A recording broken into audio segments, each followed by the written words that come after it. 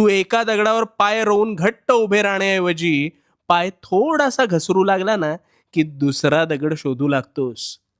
पण नवीन दगडावरून सुद्धा पाय घसरू शकतो, हेच तू विसरतोस.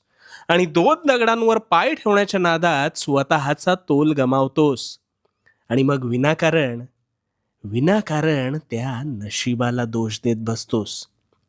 अरे माझ्या विज्ञानाच्या पुस्तकात असा एकही माणूस नाही जो सहज त्याला हवं ते मिळवू शकलाय. अनेक अथक प्रयत्न केल्यावरच मगच ज्याला हवं ते प्राप्त झालंय.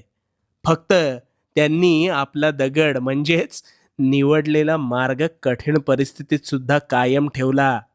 हाच तुझ्यातला आणि त्यांच्यातला फरक बरं का. एकदा माझ्यासाठी स्वतःवर विश्वास ठेव, एवढंच करायचं. आणि तुला आवडणाऱ्या तुझ्या स्वप्नावर मनापासून प्रयत्न